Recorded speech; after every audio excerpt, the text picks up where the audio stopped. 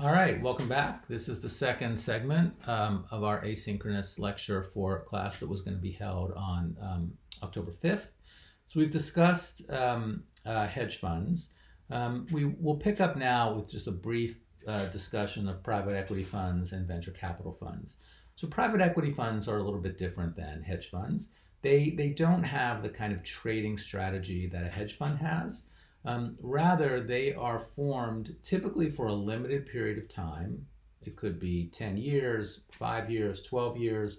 And the point is that they are meant to buy, invest in, reorganize, or recapitalize existing companies, existing firms. The idea is for the private equity fund to invest in those companies, invest in them until such time that those companies can either go public, right? If they're private, they might do an IPO and go public, or just be sold, right? If it's a private company, it might be sold to another owner. So that's the idea behind private equity funds. There are typically no redemptions or returns of capital in a private equity fund. As the authors explain, investors are locked in for the entire period. They don't have a redemption right. Of course, sometimes they might. This is all contractual, but generally that's not the way the industry operates. Then just a brief discussion of venture capital funds. So you might think of venture capital funds really as kind of a subgroup of private equity funds, right? They are like private equity funds in many ways, but they typically only invest in startup companies or very, very young companies, right? They're typically smaller than private equity funds. Venture capital funds are usually a bit smaller than private equity funds. And they are fewer in number. There just are not quite as many of them as there are private equity funds. They also typically do not obtain a controlling stake in a company that they invest in, right? They'll invest in a company, they'll own a chunk of it, but they typically won't try to invest to own more than half, say, of that company. So a lot like private equity funds, but a little bit different. So now in this segment, we're going to talk about disclosure and marketing of private funds. And the case that the authors give us is the Oppenheimer asset management case on page 190. It's a case from back in 2013, but it's a good illustration of what can go wrong in a hedge fund, in a private fund, and how the regulators then address that. So when you read the Oppenheimer case, and you should take a look at it, go through it slowly, the first thing you should ask yourself is, what kind of fund is this? What's going on here? Do I really understand the financial product that's being sold to investors? What did the fund itself invest in? If you read this carefully, you'll see that this is described as a fund of private equity funds. It is a fund of funds. Right? That means it is a fund that is going out and investing in other funds, right? So unlike a fund that goes out and invests in individual companies, individual stocks, individual securities, this fund is going out and investing in other funds. Fund of funds are not uncommon, right? There's a market for those. There's a lot of those out there. And this is an example of a fund of funds. Okay, so in 2009 and 2010, as you can see, the respondents sent to investors, again, the respondents are the people being sued by the SEC in an administrative action, right? They're not called defendants, they're called respondents. The respondents sent to investors and prospective investors marketing materials with arguably misrepresentations about the valuation policies and the fund's performance.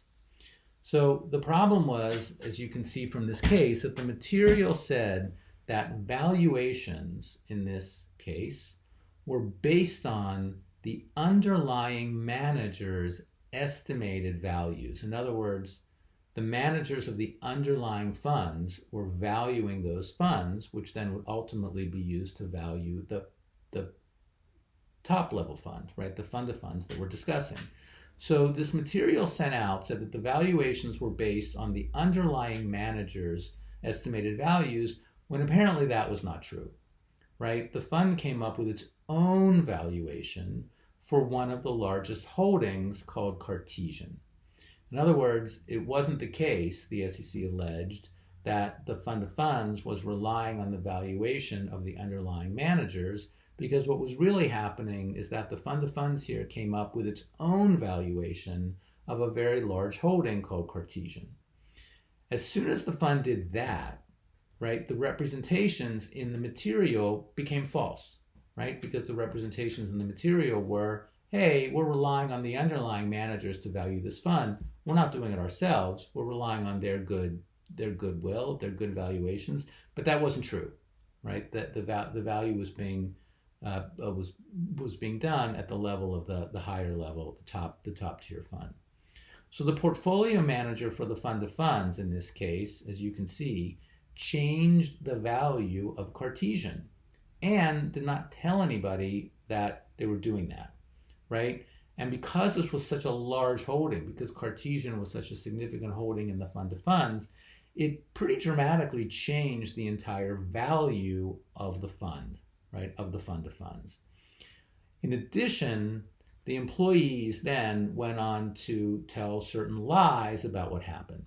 So, so often, sometimes it's not the crime, it's the cover-up, right? If you just confess to the crime right away, you might get off more easily, but if you cover it up, that's when there are problems. So, and indeed, that's what happened.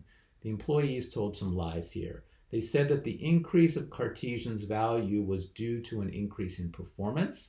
That apparently was not true. They said that a third-party valuation firm came up with the value that was used. That apparently was not true. And they said that the underlying funds, the Oppenheimer underlying funds, right, the funds that made up the fund of funds, they said that those underlying funds were audited when that was not true as well. So lots of problems in this case. It's really a case about misrepresentations to investors. You might want to take a quick look at page 194 when you're looking at this case. The reason I say to take a look at 194 is it's very important because it provides us with details on exactly which provisions of the securities laws the SEC says were violated. So in this class, we haven't focused intensively on a lot of detailed provisions, but there are some that you should absolutely know. Right? And here is a good illustration of how they're used in practice. So just seeing them in the abstract is not particularly helpful, right? But seeing how they're used in a case and why they are said to be violated, I think is a useful exercise. So here, the SEC says Securities Act Section 17A2 was violated. So again, we're talking about the Securities Act of 1933. Section 17A2 is an anti-fraud provision of that statute. In addition, Securities Act Section 17A3, the SEC says was violated. So two anti-fraud provisions in the Securities Act of 1933. In addition, the SEC alleges that Advisors Act Section 206.4 and Rule 206.4-8 were violated in this case. So because Rule 206.4-8 was adopted under the authority in 206.4, the SEC names both of those provisions as violations, provisions that are violated in this particular case. Rule 206.4-8 prohibits fraud by an investment advisor in a pooled vehicle, right? So the concern was that, and we can talk a little bit more about this in class, but after the Goldstein case was decided, and the courts ruled that the SEC could not do the kind of look-through analysis that I mentioned earlier in the last segment, there was some concern that the SEC would not be able to bring an action against an investment advisor alleging that there was fraud on the underlying investors in the fund.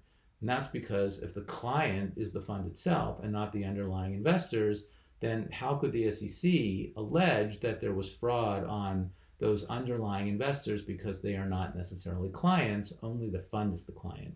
The SEC was worried about this ambiguity, and so it passed this rule, which you should take a look at, Rule 206.4.8, to effectively clear up that the Advisors Act prohibits fraud by an investment advisor not only to the fund, but to the underlying investments in the fund. And Rule 2064-8 and Section 2064 are then named in this case as provisions that are violated. In addition, the SEC said that in this case, the respondents violated, again, Section 2064 and another rule, Rule 2064-7, the compliance rule that we've discussed in earlier classes. So as you know, investment advisors under Rule 2064-7 have to have compliance policies and procedures in place. They have to have a chief compliance officer, and the compliance rules have to be reviewed once a year. And if you don't do that, you can be subject to an SEC case for violating the compliance rules, and that's exactly what happened here.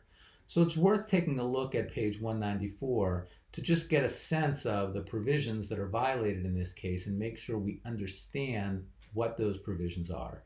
Here it's Securities Act 17A2, Securities Act Section 17A3, Advisors Act Section 2064, Rule 2064-8, and Rule 2064-7. That concludes the discussion of the Oppenheimer asset management case. And I think that brings us up to the material that we would be covering on October 5th. So we were a little bit behind, but now we're caught up. And in the next segment, we'll take up the material assigned for October 5th. See you soon.